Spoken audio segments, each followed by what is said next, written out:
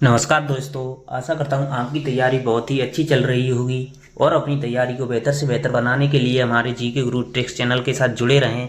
जिन भाइयों ने अभी तक हमारे जीके गुरु ट्रिक्स चैनल को सब्सक्राइब नहीं किया है वो प्लीज़ चैनल को सब्सक्राइब जरूर करें, और जिन भाइयों ने हमारे जीके गुरु ट्रिक्स चैनल को सब्सक्राइब कर रखा है उनके लिए बहुत बहुत धन्यवाद। आज की क्लास में हम इंटरनेशनल रिलेशंस, अंतर्राष्ट्रीय संबंध के बारे में जो प्रीवियस ईयर परीक्षा में क्वेश्चन आए हैं उनको सॉल्व कर रहे हैं। आज की क्लास मैराथन क्लास होगी जिसमें टॉप क्वेश्चनों को सॉल्व किया जा रहा है जो आपके लिए रामबाण साबित होंगे। आज की क्लास का मोटिवेशन है, रिजल्ट देर से आया तो क्या हुआ, मेहनत अगर सच्ची है तो सिलेक्शन पक्का है। दोस्तों, आज की क्लास को शुरू करते हैं। आज की क्लास आपके सामने है जिसका पहला प्रश्न आपकी क्लास में, आसियान और चीन के मध्य एक समग्र आर्थिक सहयोग समझौते पर कब हस्ताक्षर किए गए थे? 2000 में, 2002 में, 2004 में, 2006 में। तो आपका सही जवाब हो जाएगा ऑप्शन बी, 2002 में। आसियान और चीन के मध्य एक समग्र आर्थिक समझौते पर 4 नवंबर 2002 को हस्ताक्षर किए गए थे। आपका अगला सवाल,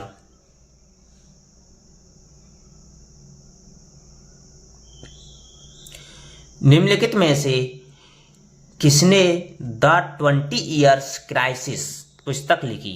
Gilbert, Woodrow Wilson, E.H. Carr, Norman Angell. आपका सही जवाब होगा option C, E.H. Carr. E.H. Carr ने द 20 ईयर्स क्राइसिस सितंबर 1939 में पुस्तक लिखी थी E.H. कार ने। यह एक ब्रिटिश यथार्थवादी विचारक थे। तो आपका सही जवाब हो जाएगा ऑप्शन सी। आपका अगला सवाल, निम्नलिखित में से कौन सा अंतर्राष्ट्रीय संधि के संहिताकरण से संबंधित है? संयुक्त राष्ट्र चार्टर की धारा 13, अंतर्राष्ट्रीय विधि आयोग, नीचे दी गई कूट की सहायता से सही उत्तर का चयन करना है। कूट दे रखे हैं आपके, ऑप्शन ए दे रखा है केवल 1, ऑप्शन बी केवल 2, ऑप्शन सी 1 और 2 दोनों, ऑप्शन डी ना तो 1 ना ही 2। आपका सही जवाब हो जाएगा ऑप्शन सी, 1 और 2 दोनों। अंतर्राष्ट्रीय विधि के संहिताकरण में संयुक्त राष्ट्र चार्टर की धारा 13 सम्मिलित है, अंतर्राष्ट्रीय विधि आयोग सम्मिलित है,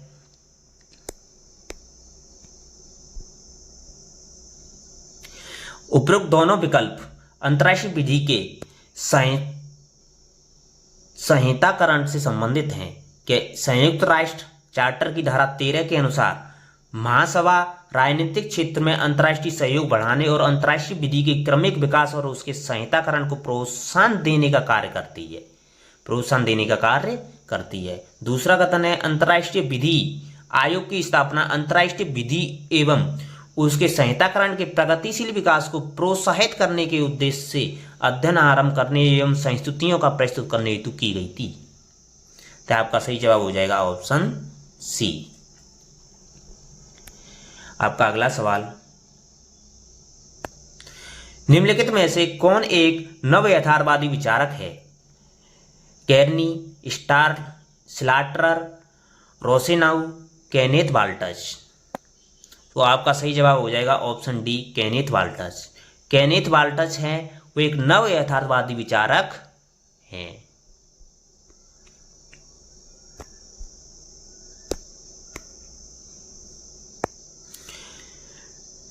नव यथार्थवादी विचारकों में केनेथ वाल्टज हैं, जोजेफ ग्रीचो हैं, रेमंड ओरो हैं, स्टैंडी होपमैन हैं, रॉबर्ट जर्विस हैं, स्टीफन बाल्ट हैं, जॉन मर्साइमर हैं। नव यथार्थवादी अंतर्राष्ट्रीय घटनाओं की व्याख्या अंतर्राष्ट्रीय व्यवस्था की संरचना के परिप्रेक्ष्य में करते हैं, न कि व्यक्तिगत राज्यों के उद्देश्यों के अनुसार। नव यथार्थवादी विचारकों के अनुसार राज्यों के मुख्य तत्व अंतर्राष्ट्रीय व्यवस्था की विभिन्न संरचनाओं के विश्लेषण द्वारा वे विश्व राजनीति के नियमों का प्रतिपादन करते हैं। आपका अगला सवाल,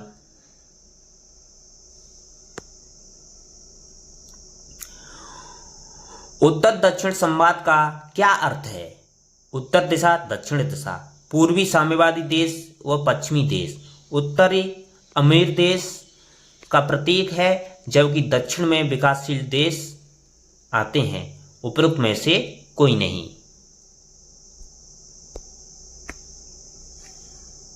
आपका सही जवाब हो जाएगा ऑप्शन सी। उत्तर अमीर देशों का प्रतीक है, जबकि दक्षिण में विकासशील देश आते हैं। उत्तर दक्षिण का यही अर्थ है कि उत्तर अमीर देशों का प्रतीक है और दक्षिण विकासशील देश आते हैं दक्षिण में।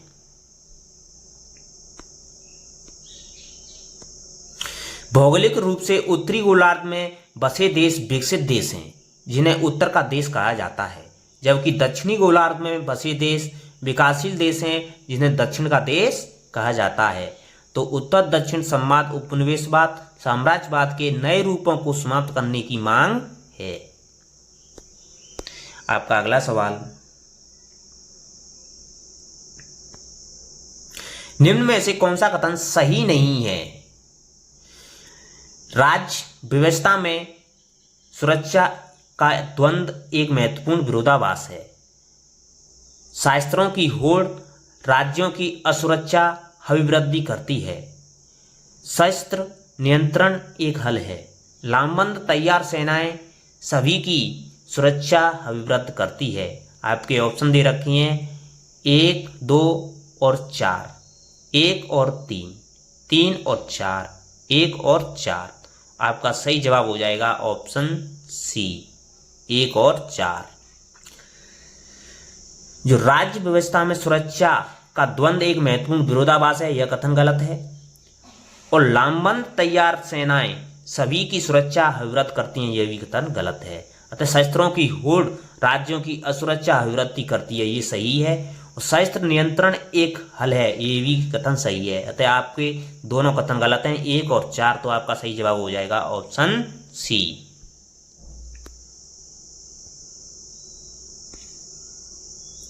आपका अगला सवाल है, बहुध्रुवी व्यवस्था के सापेक्ष द्विध्रुवी व्यवस्था की स्थिरता विषयक केनेथ वाल्टज के तर्क पर आधारित किसने अपना मत प्रस्तुत किया? Stanley Hoffmann, Charles Kindleberger, John Mearsheimer, John Gaddis. आपका सही जवाब हो जाएगा option C, John Mearsheimer. John Mearsheimer ने कहा था, अपनी पुस्तक में प्रस्तुत किया था, कहा था कि बहुध्रुवी व्यवस्था के सापेक्ष द्विध्रुवी व्यवस्था की स्थिरता विषय केनेथ वाल्टज के तर्क पर आधारित है कि अंतर्राष्ट्रीय संबंधों में ध्रुवीयता अंतर्राष्ट्रीय प्रणाली के भीतर शक्ति वितरित करने के विभिन्न तरीकों से एक है। एक ध्रुवीयता, द्विध्रुवीयता और सत्ता 3 या अधिक केंद्रों के लिए बहुध्रुवीयता होती है। विद्वानों में मतभेद है कि क्या ध्रुवीयता या एक ध्रुवीयता सबसे स्थिर और शांतिपूर्ण परिणाम उत्पन्न करने की संभावना है। केनेथ वाल्टज और जॉन मर्साइमर उन दोनों लोगों में से जो तर्क देते हैं कि द्विध्रुवीयता अपेक्षाकृत अधिक स्थिरता उत्पन्न करती है। आपका अगला सवाल है, अंतर्राष्ट्रीय राजनीति में हॉटलाइन का क्या तात्पर्य है?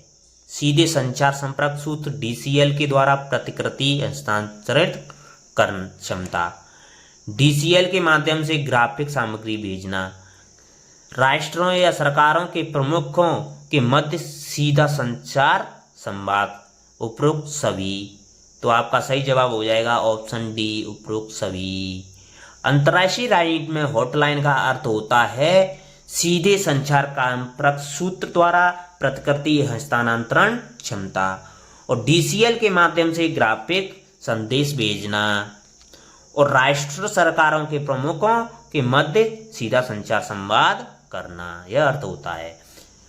तो अंतर्राष्ट्रीय राजनीति में हॉटलाइन संचार एक ऐसा माध्यम है जिसके द्वारा बिना रुकावट के संवाद स्थापित किया जा सकता है। वर्तमान समय में अंतर्राष्ट्रीय स्तर पर संवाद हेतु एक सशक्त माध्यम बन गया है।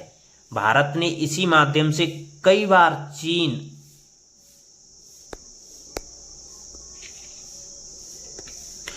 कई बार भारत ने इसी माध्यम से कई बार चीन, अमेरिका, पाकिस्तान से संबंध स्थापित किए थे। डीसीएल के माध्यम से किसी फाइल या ग्राफिक सामग्री का स्थानांतरण भी किया जा सकता है। अतः भारत ने डीसीएल के माध्यम से ही चीन, अमेरिका, पाकिस्तान से संबंध स्थापित किए थे। आपका अगला सवाल है, निम्नलिखित में से कौन सा नव उपनिवेशवाद के उभरने के कारण है? यूरोपीय शक्तियों की कमजोर हुई स्थिति, साम्राज्यवाद के विरुद्ध सचेतता में वृद्धि, भारत की विदेश नीति, जापान की विदेश नीति।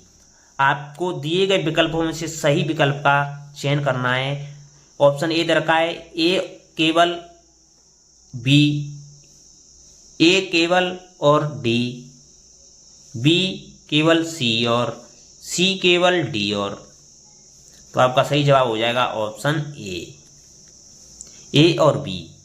नव उपनिवेशवाद के बनने के कारण है यूरोपीय शक्तियों की कमजोर हुई स्थिति और साम्राज्यवाद के विरुद्ध सचेतता में हुई वृद्धि। अतः आपका सही जवाब हो जाएगा ऑप्शन ए। की व्याख्या दे रखी है कि नव उपनिवेशवाद एक नई अवधारणा है। इसे डॉलर साम्राज्यवाद, आर्थिक साम्राज्यवाद, नया साम्राज्यवाद आदि नामों से भी जाना जाता है। नव उपनिवेशवाद साम्राज्यवादी नियंत्रण की ऐसी प्रक्रिया है जिसका प्रयोग विकसित राष्ट्र नवोदित अल्प विकसित राष्ट्रों का आर्थिक शोषण करने के लिए करते हैं। ये राष्ट्र राजनीतिक रूप से तो स्वतंत्र होते हैं, लेकिन आर्थिक सहायता, सैनिक सहायता, शस्त्रों की सहायता, तकनीकी ज्ञान, उत्पादन के क्षेत्र में विकसित देशों के ऊपर ही आश्रित होते हैं।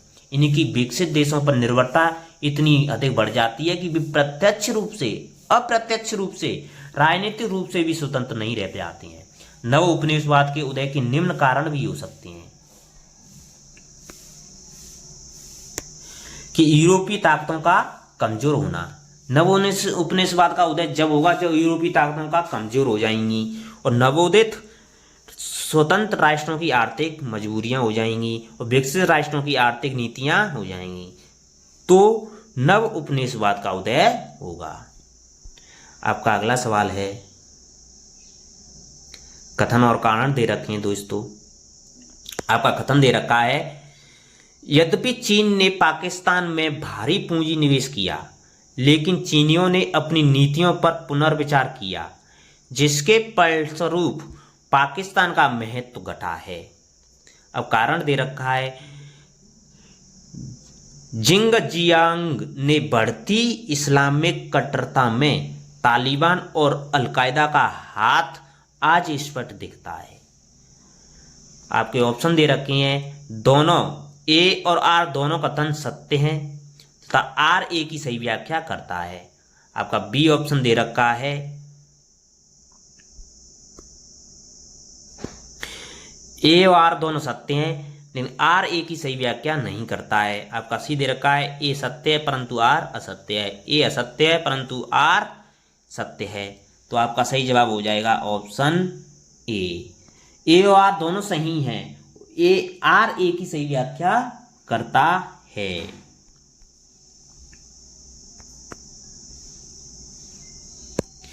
कि यद्यपि चीन ने पाकिस्तान में भारी पूंजी निवेश किया, लेकिन चीनियों ने अपनी नीतियों पर पुनर्विचार किया, जिसके फलस्वरूप पाकिस्तान का महत्व घटा और जिंगजियांग ने बढ़ती इस्लामिक कट्टरता में तालिबान और अलकायदा का हाथ आज स्पष्ट दिखाई देता है।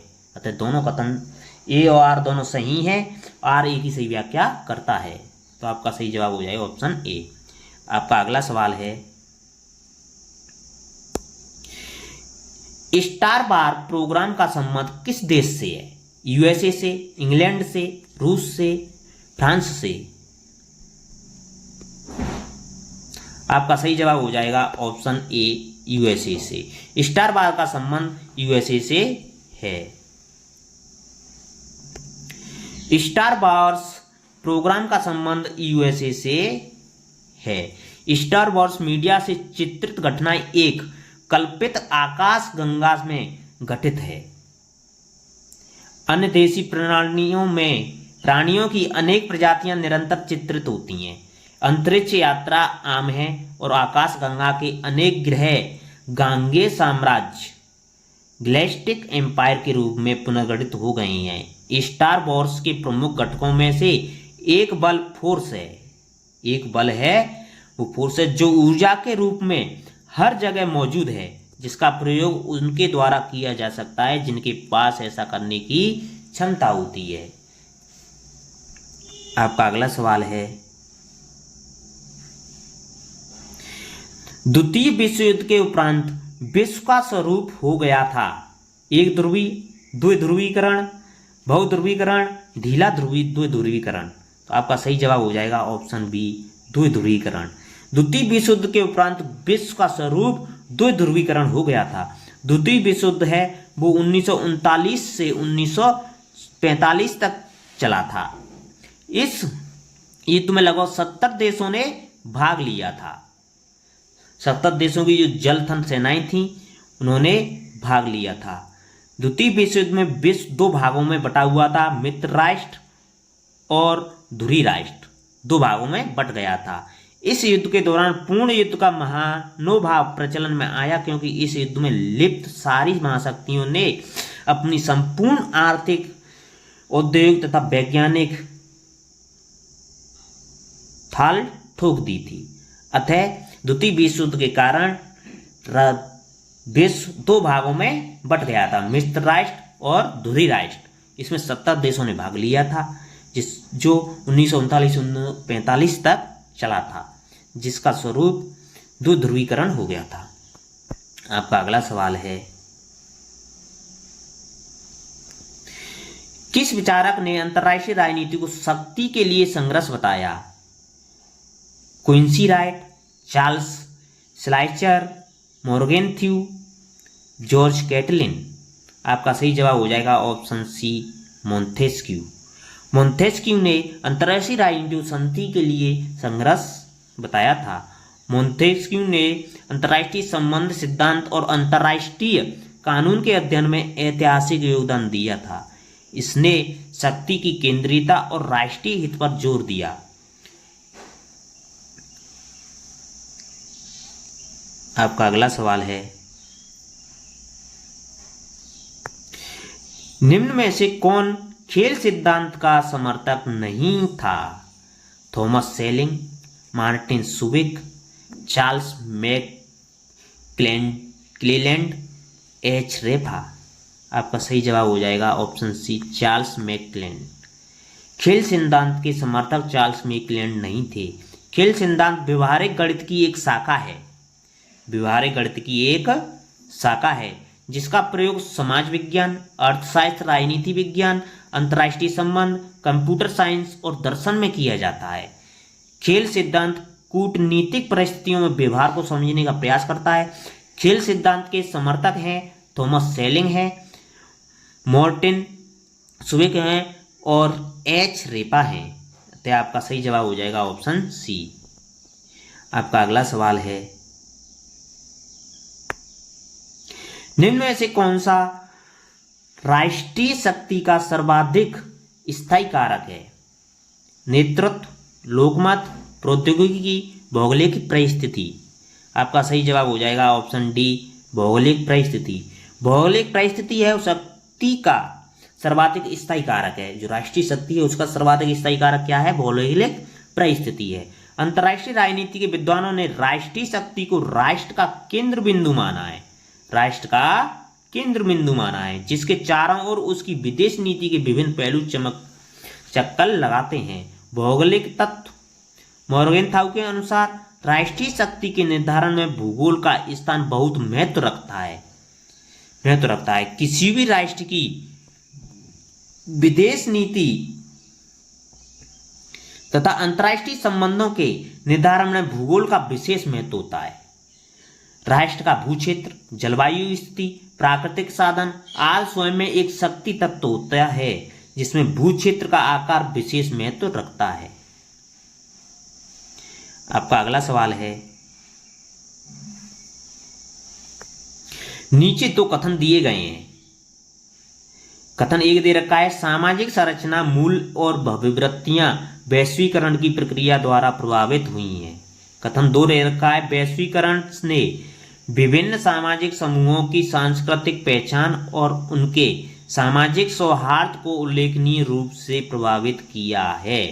तो उपरोक्त कथनों के आलोक में नीचे दिए गए विकल्पों में से उपयुक्त सही उत्तर का चयन करना है दोस्तों, कि कथन 1 और 2 दोनों सही हैं, कथन 1 और 2 दोनों गलत हैं, कथन 1 सही है लेकिन कथन 2 गलत है, कथन 1 सही है, कथन 1 गलत है, कथन 2 सही है। तो आपका सही जवाब हो जाएगा ऑप्शन ए, कथन 1 और कथन 2 दोनों सही हैं। आपका अगला सवाल है, जिन भाइयों ने अभी तक हमारे जीके गुरु टिप्स चैनल को सब्सक्राइब नहीं किया है वो प्लीज चैनल को सब्सक्राइब जरूर करें। 1962 के क्यूबा मिसाइल संकट के समय अमेरिका का राष्ट्रपति कौन था? Richard Nixon, JF Kennedy, Truman, Eisenhower. आपका सही जवाब हो गया JF कैनेडी। JF कैनेडी था, वो क्यूबा संकट के समय अमेरिका का राष्ट्रपति था। क्यूबा संकट 1962 में किया हुआ था जिसमें अमेरिका का राष्ट्रपति JF कैनेडी था। 1962 के क्यूबा मिसाइल संकट के समय अमेरिका के राष्ट्रपति JF कैनेडी थे। सोवियत संघ द्वारा क्यूबा में एक मिसाइल अड्डा बनाने के निर्माण का कैनेडी ने कड़ा विरोध किया था। सोवियत संघ था जो USSR था, वो अमेरिका में या क्यूबा में एक मिसाइल अड्डा बनाने जा रहा था। क्यूबा में एक मिसाइल अड्डा बनाने जा रहा था जिसका JF कैनेडी ने विरोध किया था।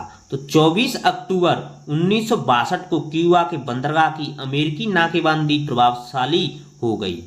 अमेरिका और सोवियत संघ के बीच युद्ध लगभग निश्चित हो गया था। क्यूबा संकट के कारण अमेरिका और सोवियत संघ के बीच युद्ध निश्चित हो गया था, परंतु अंत में सोवियत संघ ने क्यूबा से हटने के विचार से क्यूबा संकट असफल हो गया। अंत में वो सोवियत संघ था, वो क्यूबा संकट से हट गया था, पीछे हट गया था, तो युद्ध नहीं हुआ था। आपका अगला सवाल है, इनमें से कौन भारत में वैश्वीकरण, उदारीकरण और निजीकरण के आर्थिक प्रभाव हैं? सरकारी खर्च में भारी कमी, योजना की पूरी प्रक्रिया में परिवर्तन, सांकेतिक आयोजना, इंडिकेटिव प्लानिंग की शुरुआत, पारंपरिक राजनीतिक क्षेत्रीय आयोजना का धारण। आपके नीचे दिए गए विकल्प में सही उत्तर का चयन करना है।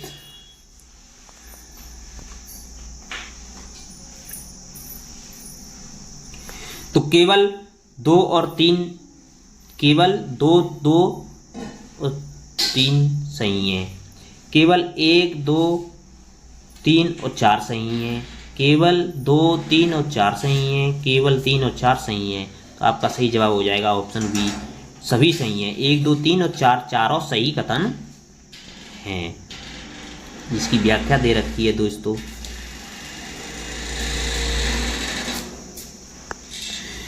उदारीकरण, भूमंडलीकरण, वैश्वीकरण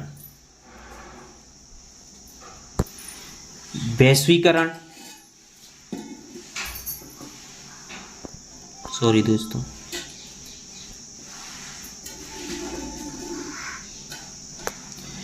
उदारीकरण, भूमंडलीकरण, वैश्वीकरण आधुनिक युग की विशेषताएं हैं। विश्व की अर्थव्यवस्था में आया खुलापन, वापसी जुड़ाव और परस्पर निर्भरता का फैलाव उदारीकरण और वैश्वीकरण के ही परिणाम हैं। भूमंडलीकरण की प्रक्रिया अंतर्राष्ट्रीय आर्थिक लेनदेन पर लगी रोक के हटने से शुरू हुई है। विश्व अर्थव्यवस्था में कई तरह की रुकावटें दूर होने के कारण उदारीकरण और निजीकरण के लिए रास्ता साफ हो गया है। भारत में वैश्वीकरण, उदारीकरण तथा निजीकरण के निम्न आर्थिक प्रभाव हुए हैं, जिसमें सरकारी खर्चे में भारी कमी आई है, योजना की पूरी प्रक्रिया में परिवर्तन आया है, सांकेतिक आयोजना की शुरुआत हुई है और पारस्परिक सामाजिक क्षेत्रीय आयोजना का धारण हुआ है। आपका अगला सवाल है, भारत में नाभिकीय सिद्धांत निम्न में से कौन सी विशेषता नहीं है? न्यूनतम विश्वसनीय प्रतिबारण, पहले इसका उपयोग नहीं करना है। मित्र राष्ट्रों के विरुद्ध इसका प्रयोग नहीं। केवल परंपरागत हथियारों वाले राज्यों के खिलाफ इसका उपयोग नहीं किया जाएगा। आपका सही जवाब हो जाएगा ऑप्शन सी, मित्र राष्ट्रों के विरुद्ध इसका प्रयोग नहीं किया जाएगा। यह नामकीय सिद्धांत के विशेषता में शामिल नहीं है, जिसकी व्याख्या दे रखी है दोस्तों कि मई 1998 शक्ति श्रृंखला के परमाणु परीक्षण के बाद भारत ने स्वयं को परमाणु क्षमता संपन्न देश घोषित कर दिया, जिसके साथ ही एक परमाणु नीति की आवश्यकता महसूस की गई। वर्ष 1999 में परमाणु नीति का ड्राफ्ट प्रस्तुत किया गया तथा इसके 3 वर्ष से भी अधिक समय पश्चात सुरक्षा एक कैबिनेट समिति ने परमाणु नीति की घोषणा की। इस नीति की प्रमुख विशेषताएं थीं, जो विशेषताएं निम्न प्रकार से हैं कि भारत ने परमाणु शक्ति का मूल उद्देश्य भारत को परमाणु आक्रमण से सुरक्षित रखना है, इसलिए भारत किसी भी देश के ऊपर पहले परमाणु हमला नहीं करेगा। परमाणु प्रतिरोध के निर्माण में अधिकतम विश्वसनीयता, प्रभावकारिता और सुरक्षा की भी आवश्यकता है। भारत उन देशों के ऊपर भी परमाणु हमला नहीं करेगा जिनके पास केवल परंपरागत हथियार हैं अथवा वे परमाणु शक्ति संपन्न देशों के संगठन में गठबंधन के साथ नहीं है। यदि भारत पर रासायनिक अथवा सैनिक हथियारों से हमला किया जाता है तभी भारत परमाणु हथियारों का प्रयोग करेगा। तो आपका सही विकल्प हो जाएगा ऑप्शन सी, यह शामिल नहीं था। आपका अगला सवाल है,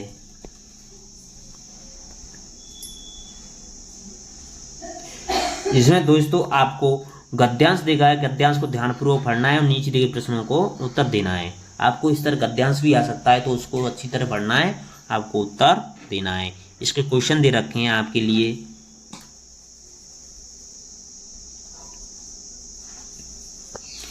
कि भारत सरकार द्वारा पीआईओ कार्ड जारी किए जाने का विचार किस संगठन ने दिया था?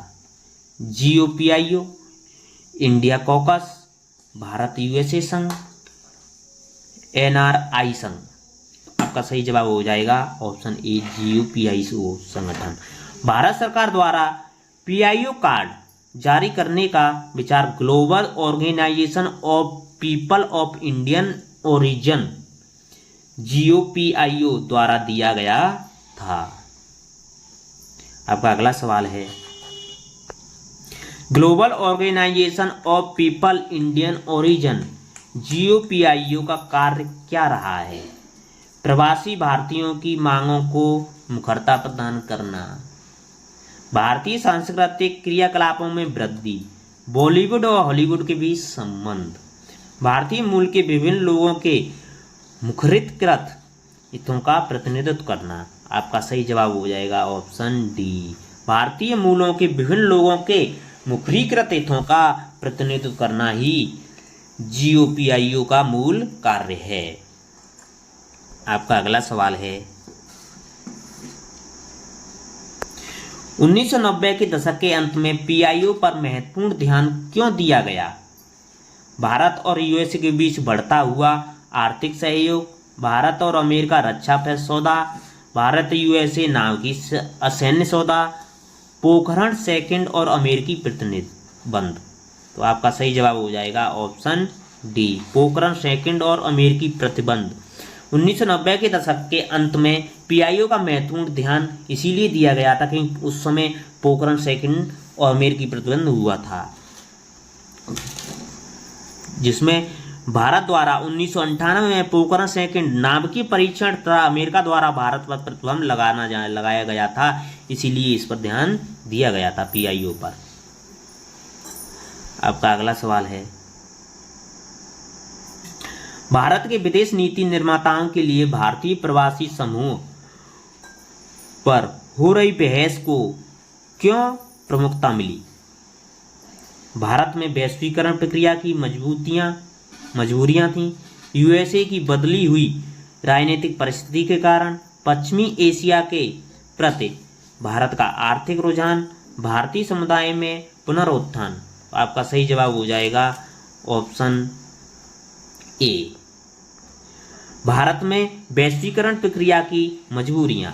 भारत के विदेश नीति निर्माताओं के लिए भारतीय प्रवासी समूह पर हो रही बहस को इसीलिए प्रमुखता मिली थी क्योंकि भारत में वैश्वीकरण प्रक्रिया की मजबूरियां पैदा हो रही थीं। आपका अगला सवाल है, भारत में वैश्वीकरण नीति की किस प्रधानमंत्री ने शुरू की थी? भारत में जो उदारीकरण की नीति थी वो किस प्रधानमंत्री ने प्रारंभ की थी? PV Narasimha Rao, Rajiv Gandhi, VP Singh, Chandrashekhar. आपका सही जवाब हो जाएगा option A, PV Narasimha Rao. PV Narasimha Rao ने भारत में उदारीकरण की नीति को शुरू किया था।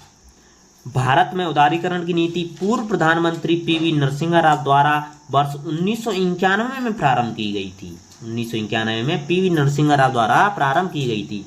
उदारीकरण उपाय विभिन्न देशों द्वारा आर्थिक विकास को लक्षित करने के संदर्भ में नियंत्रण एवं नियमन को लचीला बनाना या पूर्णतः समाप्त कर देना उदारीकरण कहलाता है।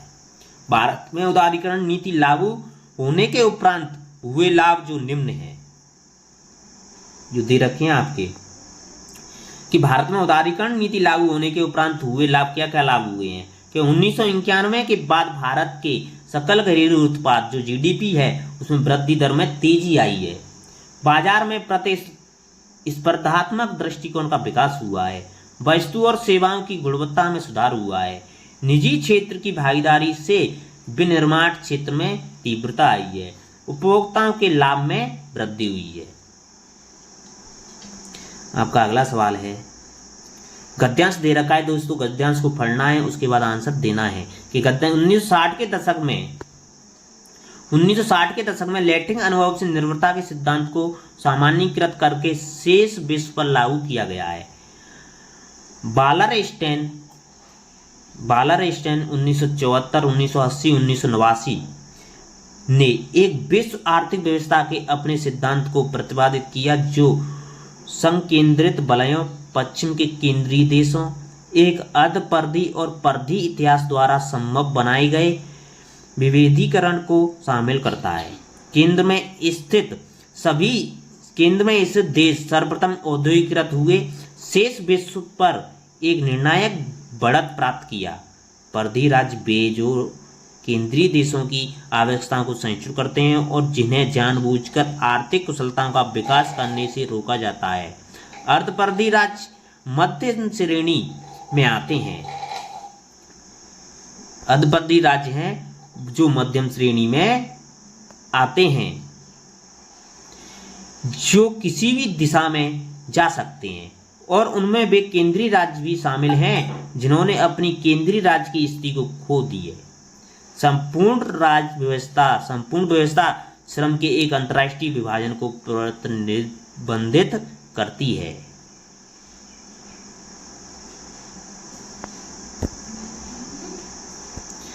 अतः पीपी रे 1971-1973 एक फ्रांसीसी साम्राज्यवादी ने उत्पादन के साधनों का अभिव्यक्तिकरण एक परिशुद्ध अवधारणा को आगे बढ़ाते हुए ऐसे द्वैतवाद के विचार से जोड़ा जिन्होंने तर्क दिया कि विश्व के कुछ निश्चित क्षेत्रों में अल्प विकास वहां के देश समाज की प्रवृत्ति के कारण अधिक था। पश्चिम में सामंती उच्च वर्ग के अभिवृद्धि के कारण सामंतवाद ने पूंजीवाद को जन्म दिया। शेष विश्व में जिसने यूरोपीय सामंतवाद का अनुभव नहीं किया था, व्यापार और निवेश के माध्यम से एक समाज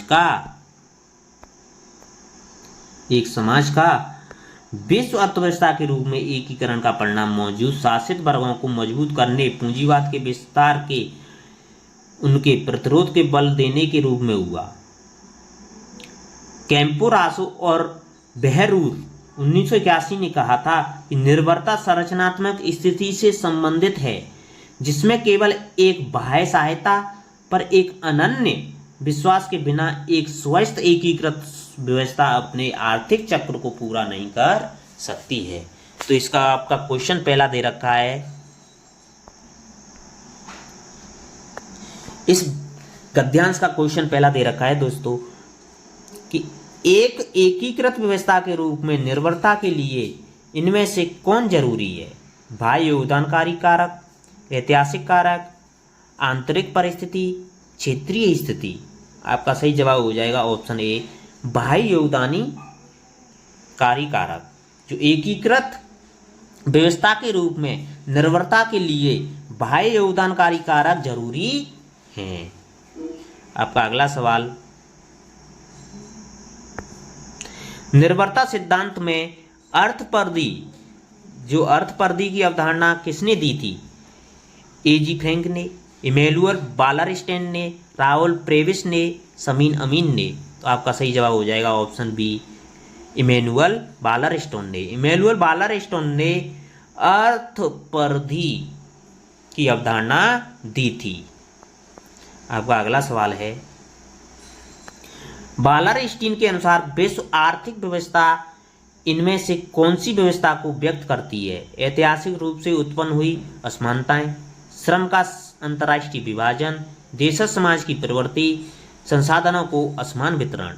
आपका सही जवाब हो जाएगा ऑप्शन बी श्रम का अंतर्राष्ट्रीय विभाजन। वालरस्टैंड के अनुसार विश्व आर्थिक व्यवस्था जिसमें श्रम का अंतर्राष्ट्रीय विभाजन अवस्था को व्यक्त करती है। आपका अगला सवाल है,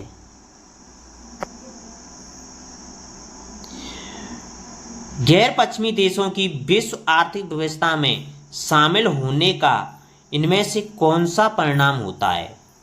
अर्थपरिधि का मजबूत होना, सामंतवाद का सुदृढ़ होना, उनका पूंजीवाद के विस्तार का विरोध करने की क्षमता बढ़ना, अभीष्ट वर्ग का दुर्बल होना। तो आपका सही जवाब हो जाएगा ऑप्शन सी उनका पूंजीवाद के विस्तार का विरोध करने की क्षमता का बढ़ना। गैर पश्चिमी देशों की विश्व आर्थिक व्यवस्था में शामिल होने का कारण है, जो परिणाम है, उनका पूंजीवाद के विस्तार का विरोध करने की क्षमता का बढ़ना। आपका अगला सवाल है,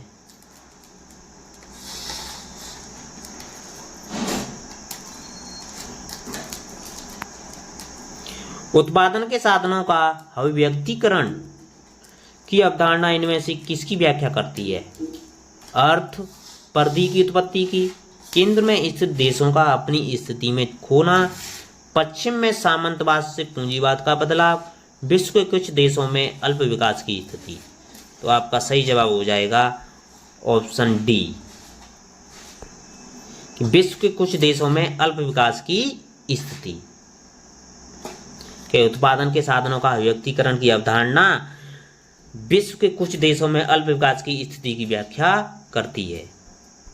आपका अगला सवाल है,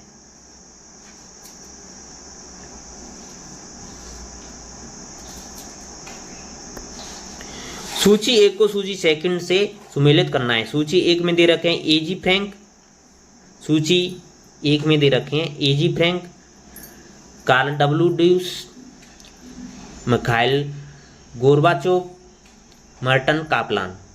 सूची सेकंड में दे रखे हैं खुलापन का सिद्धांत, प्रणाली सिद्धांत, संचार सिद्धांत, निर्भरता सिद्धांत। आपको सुमेलित करना है। तो आपका सही जवाब हो जाएगा ऑप्शन डी।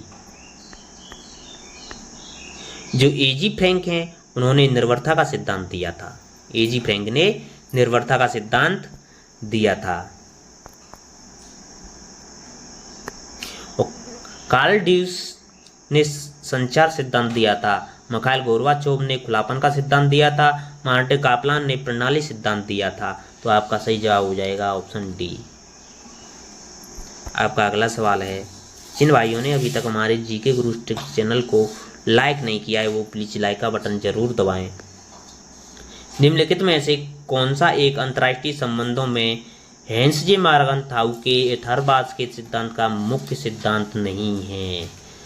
राष्ट्रीय हित शक्ति के संदर्भ में सदैव परिभाषित होता है। राजनीतिक गतिविधि एक स्वायत्त क्षेत्र है। राजनीति सार्वभौमिक नैतिक मूल्यों द्वारा शासित होती है। राजनीति मानव स्वभाव में सन्निहित है।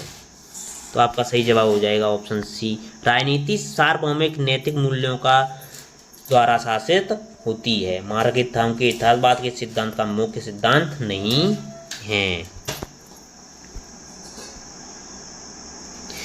मार्गनथाउ ने यथार्थवाद का जो सिद्धांत दिया था, जिसके 6 मौलिक नियम बताए थे मॉर्गनथाउन ने, 6 मौलिक नियम बताए थे, जिसमें दे रखे हैं 6 मौलिक नियम।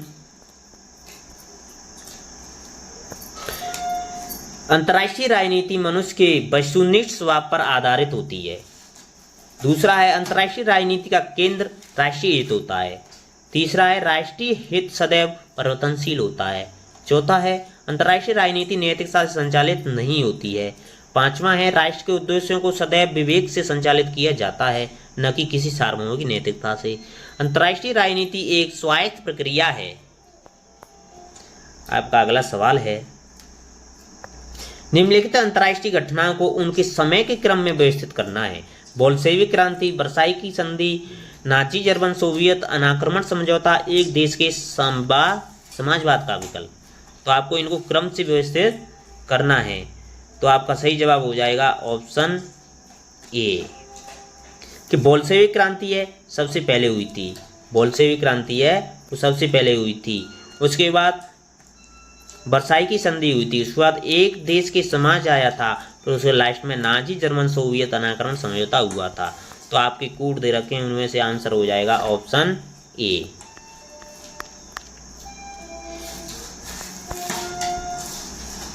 कि बोल्शेविक क्रांति है वो 8 मार्च 1917 को हुई थी। वर्साई की संधि है वो 28 जून 1919 को हुई थी। एक देश में समाजवाद 1924 में, और नाजी जर्मन सोवियत अनाकरण समझौता 1939 में। आपका अगला सवाल है, अंतर्राष्ट्रीय राजनय के प्रति तुष्टि दृष्टिकोण से संबंधित विल्सन के 14 सूत्र में इनमें से कौन से पहलू नहीं है? जो अंतर्राष्ट्रीय राजनीति के संबंध में विल्सन ने जो 14 सूत्र दिए थे, उनमें से कौन सा पहलू सम्मिलित है वो देखना है। व्यापार के आर्थिक रोकें लगाई जाए, पोलैंड के राज्यों को समुद्र तक निर्बाध प्रवेश नहीं दिया जाए, शांति की खुली प्रसंविधाएं जिन पर खुलकर पहुंचा जाए, सभी उपनिवेशी दावों को मुक्त खुले दिमाग से निष्पक्ष समायोजन किया जाए। तो आपका विकल्प दे रखे हैं 1, 2 सही है, 1, 4 सही है, 2, 3 सही है और 3, 4 सही है। तो आपका सही जवाब हो जाएगा ऑप्शन डी, 3 और 4 सही है। शांति की खुली संप्रविधाएं जिन तक खुलकर पहुंचा जाए और सभी उपनिवेशी दावों को मुक्त खुले दिमाग से और निष्पक्ष समायोजन, जिसमें आपके लिए अंतर्राष्ट्रीय राजनीति के प्रति दृष्टिकोण से संबंधित विल्सन के 14 सूत्र दे रखे हैं। 14 सूत्र निम्न प्रकार हैं, जिसमें भविष्य में शांति संधि प्रकट रूप में की जाए, गुप्त कूटनीति का सहारा न लिया जाए, शांति और युद्ध दोनों समय से समुद्र पर सबके लिए स्वतंत्रता रहे, वे सबके लिए समान रूप से खुले रहें, अंतर्राष्ट्रीय व्यापार के मार्ग से आर्थिक बाधाएं हटा दी जाएं, शस्त्रों की कमी हो, अधिक लोगों के हित का समुचित ध्यान रखते हुए औपनिवेश दावों का निष्पक्ष निर्णय हो, और रूस की भूमि केंद्रीय राष्ट्र छोड़ दे और रूस को विकास के लिए पूर्ण अवसर प्राप्त हो, जर्मन बेल्जियम को खाली कर दे और उसका पूर्ण स्थिति में पहुंचा दे। इस तरह से फ्रांस की भूमि की खाली करके पूरी स्थिति पहुंचा दे और आल्पस लारेस फ्रांस को वापस मिल जाए। राष्ट्रीयता के सिद्धांत पर इटली की सीमा का संशोधन हो और ऑस्ट्रिया हंगरी के लोगों को स्वायत्त शासन का अधिकार प्राप्त हो, केंद्रीय राष्ट्र सर्बिया मोंटेग्निग्रो रोमालिया खाली करके अपनी पूर्व स्थिति में पहुंचा दें, सर्बिया को समुद्र तट पर निवासी स्थान प्राप्त हो और टर्की की साम्राज्यवाद के विरुद्ध तुर्की को प्रदेशों की प्रभुसत्ता सुरक्षित रहे, स्वतंत्र पोलैंड का निर्माण हो, उसे समुद्र तट पहुंचने की सुविधा दी जाए, छोटे बड़े समुद्र सभी राष्ट्रों को समान रूप से राजनीतिक स्वतंत्रता तथा प्रादेशिक अखंडता का आश्वासन देने के लिए राष्ट्र संघ की स्थापना की जाए। आपका अगला सवाल है,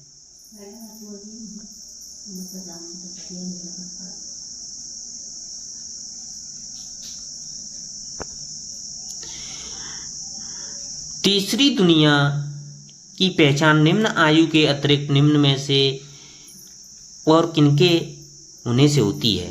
सामाजिक असमानता, आर्थिक समृद्धि, मानव तथा अर्थ संबंधी निर्धनता, लिंग समानता।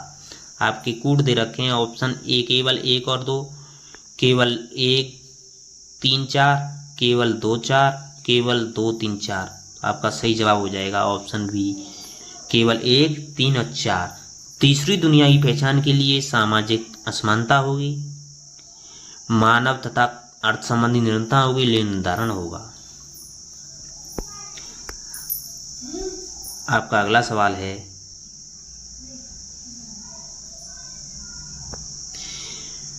मिखाइल गोर्बाचोव की ग्लासनोस्त नीति के अनिवार्य तत्व क्या हैं? आलोचना की स्वतंत्रता के सिद्धांत को प्रोत्साहन, कम्युनिस्ट पार्टी के नेतृत्व की भूमिका की समाप्ति, मीडिया और प्रकाशनकार नियंत्रण को ढीला करना, कार्यपालक प्रेसिडेंसी की स्थापना। सही विकल्पों का चयन करना है। 1 और 2 केवल, 1 और 3 केवल, 1 और 4 केवल, 2 और 4 केवल। आपका सही जवाब हो जाएगा ऑप्शन बी, 1 और 3 केवल। कि मिखाइल गोर्बाचोव की ग्लासनोस्त नीति के अनिवार्य तत्व हैं वो आलोचना की स्वतंत्रता के सिद्धांत को प्रोत्साहन देता है और मीडिया और प्रकाशनकार नियंत्रण को ढीला करना, यह अनिवार्य तत्व हैं। जो मार्च 1985 में गोर्बाचोव सत्ता में आए, उन्होंने शांति और प्रगति को सोवियत संघ की विदेश नीति का आधार बनाया था। आपका अगला सवाल है, निम्नलिखित में से कौन सा एक अंतर्राष्ट्रीय संबंधों के व्यवस्था सिद्धांत का प्रतिपादक नहीं है? C.W. Manning, Karl W. Dias, Kenneth Boulding, Martin Kaplan. आपका सही जवाब हो जाएगा option B, Karl W. Dias. वो अंतर्राष्ट्रीय व्यवस्था सिद्धांत का प्रतिपादक नहीं है।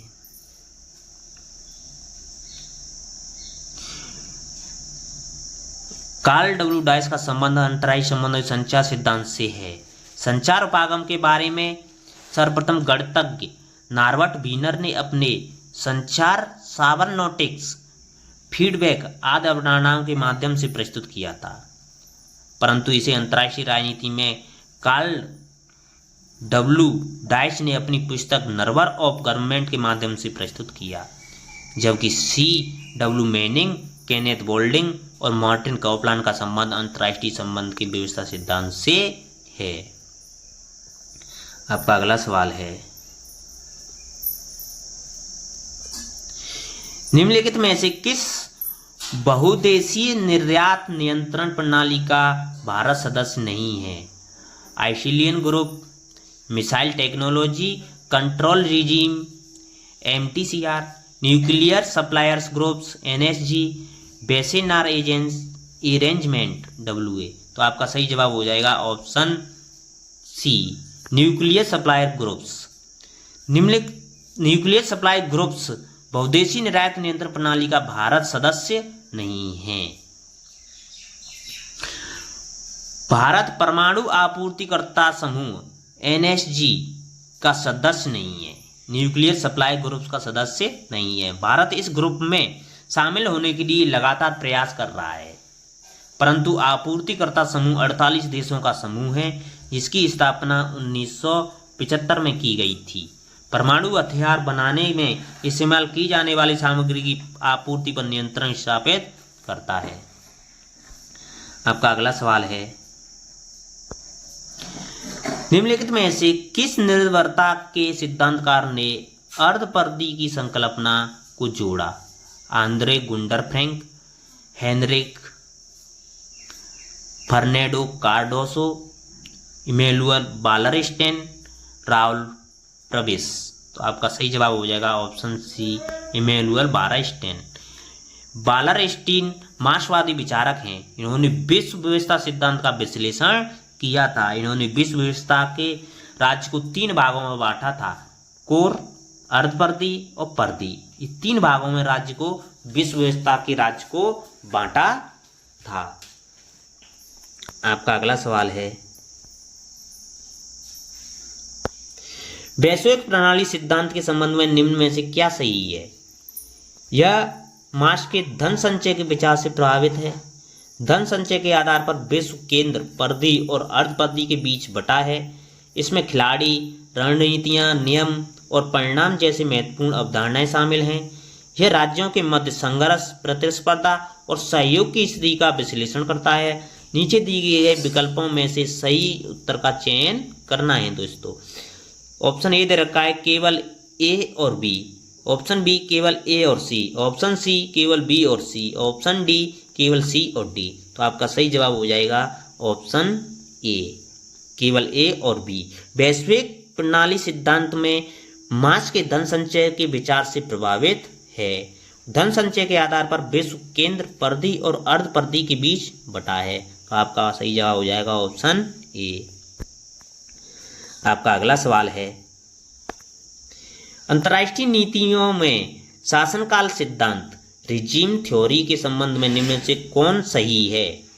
यह अराजक अंतर्राष्ट्रीय प्रणाली में नियम शामिल व्यवहार की विद्यमानता के लिए प्रयास है। वे सामूहिक प्रणाली, सुरक्षा प्रणाली को प्रस्तावित करने के लिए हैं। प्रमुख शक्तियां इस प्रणाली के माध्यम से द्वंद्वों का समाधान करती हैं।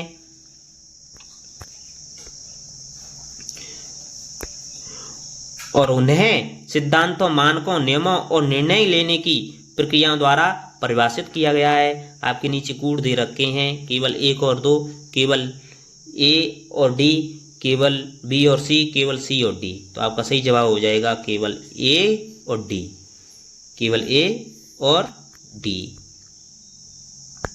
कि शासन सिद्धांत रिजिम थ्योरी अंतर्राष्ट्रीय संबंध सिद्धांत के भीतर एक दृष्टिकोण है, राजनीति का एक अनुशासन जो अंतर्राष्ट्रीय प्रणाली में अराजकता को कम करने और विभिन्न सामूहिक कार्रवाई समस्याओं पर काबू पाने में शासन की भूमिका पर ध्यान केंद्रित करके राज्यों के बीच सहयोग की घटना की व्याख्या करना चाहता है। इसे सिद्धांतों, मानकों, नियमों और निर्णय लेने की प्रक्रिया द्वारा परिभाषित किया गया है। आपका अगला सवाल है,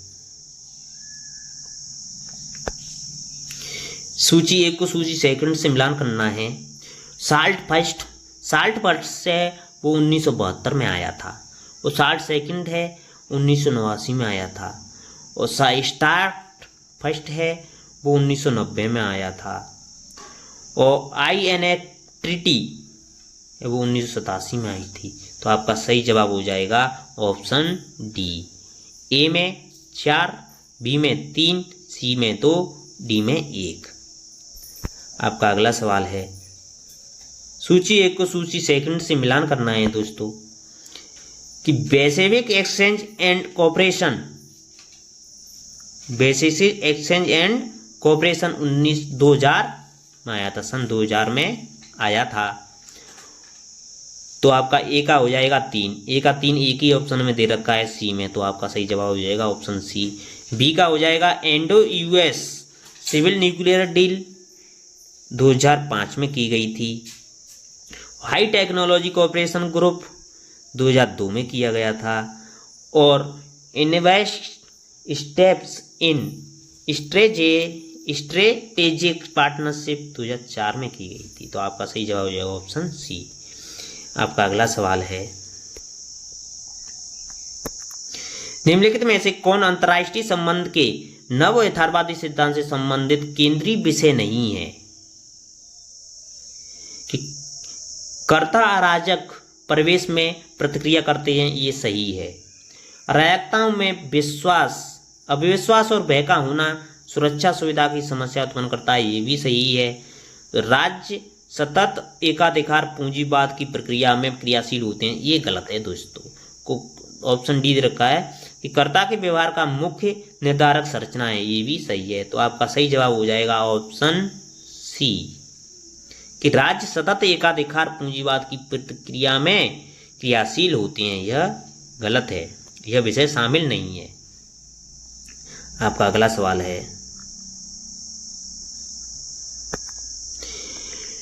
निम्न अंतर्राष्ट्रीय संधियों को कालानुक्रम व्यवस्थित कीजिए। संयुक्त राष्ट्र संघ चार्टर, वेस्टफालिया की संधि, वर्साई की संधि, यूट्रेच की संधि है। आपके कोड रखे हैं ABCD, BDCA, CADV, CBDA। तो आपका सही जवाब हो जाएगा ऑप्शन बी BDCA। जो वेस्टफालिया की संधि है वो 1948 में, यूट्रेचाई संधि वेस्टफालिया की संधि है वो 1648 में, और यूट्रेच की संधियां हैं वो 1773 में, वर्साई की संधि 1919 में, संयुक्त राष्ट्र संघ चार्टर 1945 में। आपका अगला सवाल है, निम्नलिखित में से कौन सा युग्म सही नहीं है? जैसे Mohammad Pakistan, Irish public army Ireland, LTTE Bharat, ISI Syria. आपका सही जवाब होगा ऑप्शन सी LTTE भारत। जैसे मोहम्मद पाकिस्तान का संगठन है, आयरिश रिपब्लिक आर्मी आयरलैंड का है, ISI सीरिया का है, और LTTE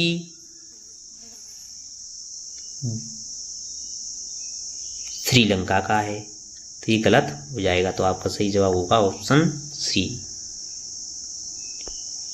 आपका अगला सवाल,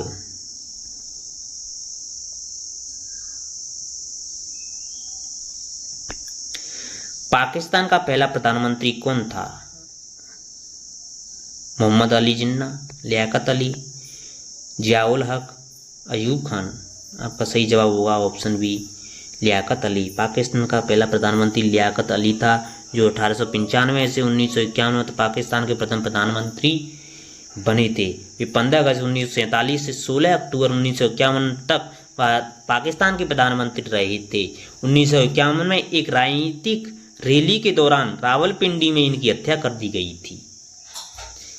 के भारत की अंतरिम सरकार में वित्त मंत्री रहे थे। यह कायदे मिल्लत के रूप में भी जाने जाते हैं। आपका अगला सवाल है, निम्न में से कौन यथार्थवाद सिद्धांत के समर्थक नहीं है? Hans J Morgenthau, Kenneth W Thompson, George F Kennan, Joseph Nye. आपका सही जवाब हो जाएगा option D Joseph Nye. Joseph Nye है एक अमेरिकी राजनीतिक विचारक हैं। रॉबर्ट कोहेन के साथ मिलकर इन्होंने अंतर्राष्ट्रीय संबंधों के नव उदारवादी सिद्धांत का प्रतिपादन किया था। कोहेन के साथ ही उन्होंने विषम और जटिल अंतर्निर्भरता की संकल्पना भी दी थी। इनकी प्रविष्ट रचना है power and interdependence, world politics in transition 1977। आपका अगला सवाल है, प्रथम विश्व युद्ध में 14 अंक प्रोग्राम किसने प्रतिपादित किया? चैम्बरलेन ने, वुडरो विल्सन ने, रूजवेल्ट ने, उपरोक्त सभी ने। आपका सही जवाब हो जाएगा ऑप्शन बी वुडरो विल्सन ने। प्रथम विश्व युद्ध में 14 अंक प्रोग्राम वुडरो विल्सन ने प्रतिपादित किया था। प्रथम विश्व युद्ध 1914 से 1918 तक मध्य हुआ था, जिसमें 14 सूत्रीय कार्यक्रम का प्रतिपादन किया था। वो अमेरिकी राष्ट्रपति वुडरो विल्सन ने किया था, जिसमें 14 सूत्रीय कार्यक्रम प्रस्तुत किया था। आपका अगला सवाल है, निम्नलिखित में से किसने परमाणु अप्रसार संधि पर हस्ताक्षर किए? भारत ने, पाकिस्तान ने, इजराइल ने, ईरान ने। तो आपका सही जवाब होगा ऑप्शन डी ईरान ने। ईरान ने परमाणु अप्रसार संधि पर हस्ताक्षर किए थे। परमाणु अप्रसार संधि NPT पर हस्ताक्षर किए थे ईरान ने। भारत, पाकिस्तान, इजराइल तथा दक्षिणी सूडान ऐसे देश हैं जिन्होंने इस संधि पर हस्ताक्षर नहीं किए थे। भारत ने हस्ताक्षर नहीं किए थे, पाकिस्तान ने हस्ताक्षर नहीं किए थे, इजराइल ने और दक्षिणी सूडान ने संधि पर हस्ताक्षर नहीं किए थे। NPT संधि पर हस्ताक्षर नहीं किए थे। NPT परमाणु प्रसार संधि, जिसका उद्देश्य है परमाणु हथियारों एवं इससे संबंधित तकनीकी प्रसार को रोकना। वर्ष 1968 में संधि सभी देशों के समझ सहमति हेतु प्रस्तुत की गई थी। इसे वर्ष 1970 में लागू किया गया था। 191 देशों के समर्थन में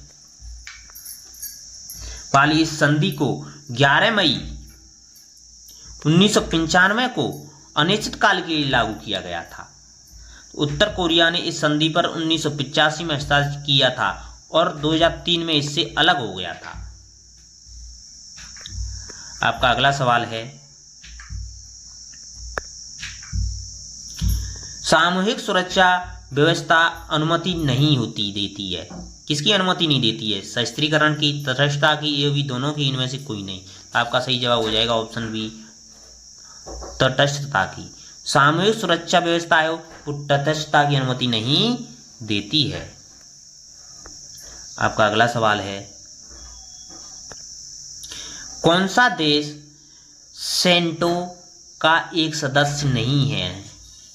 यूएसए, यूके, तुर्की, पाकिस्तान। आपका सही जवाब होगा ऑप्शन ए, यूएसए।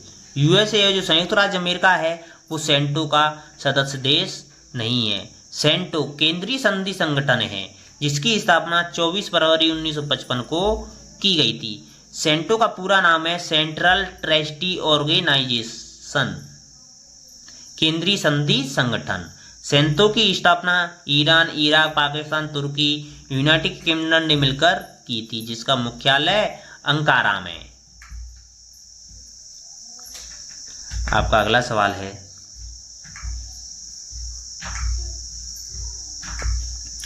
निम्नलिखित में से किसे अंतर्राष्ट्रीय कानून का जन्मदाता माना जाता है? जीन बोंदा को, ह्यूगो ग्रोसियस को, मैकियावेली को, क्रिस्मस किसी को नहीं। तो आपका सही जवाब हो जाएगा ऑप्शन बी, ह्यूगो ग्रोसियस को। ह्यूगो ग्रोसियस को अंतर्राष्ट्रीय कानून का जन्मदाता माना जाता है। ह्यूगो ग्रोसियस को अंतर्राष्ट्रीय कानून का जन्मदाता माना जाता है। ग्रोसियस की रचनाएं on the law of war and peace 1625 में लिखी गई थी। अंतर्राष्ट्रीय विधि राष्ट्र राज्यों के मध्य लागू होने वाली विधि है। यह घरेलू विधियों से अलग होती है। आपका अगला सवाल है, निम्नलिखित में से कौन राष्ट्रीय हित के विश्व राजनीति का अंतिम और निर्णायक तत्व मानता है? मार्गेनथाउ, बीवी डायक, जेएफ फ्रैंकल, बोल्शेविक। आपका सही जवाब हो जाएगा ऑप्शन जी, मार्गेनथाउ। मार्गेनथाउ ने राष्ट्रीय हित को विश्व राजनीति का अंतिम और निर्णायक तत्व माना है। मार्गेनथाउ के अनुसार राज्य के कार्य राष्ट्रीय हितों द्वारा निर्देशित होते हैं, नैतिकता एवं विधि के द्वारा नहीं। विदेश नीति का निर्धारण विचारधारा द्वारा नहीं होता बल्कि राष्ट्रीय हितों के द्वारा होता है। उन्होंने राष्ट्रीय हित को शक्ति का पर्याय माना है। आपका अगला सवाल है, निम्न में से किसका संबंध शीत युद्ध से नहीं है? फुलटन भाषण, ट्रूमैन सिद्धांत, मार्शल योजना, उपरोक्त में से कोई नहीं। आपका सही जवाब हो जाएगा उपरोक्त में से कोई नहीं। शीत युद्ध से संबंध है, फुलटन भाषण का संबंध था, ट्रूमैन सिद्धांत का था, मार्शल योजना का था। तो आपका सही जवाब हो जाएगा ऑप्शन डी।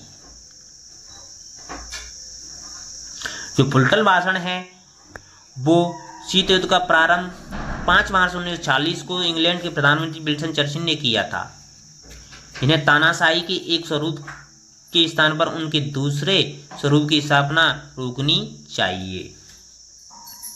ट्रूमैन सिद्धांत है वो 12 मार्च 1947 को दिया गया था, अमेरिका ने दिया गया था। और मार्शल योजना है वो 1952 तक। आपका अगला सवाल है,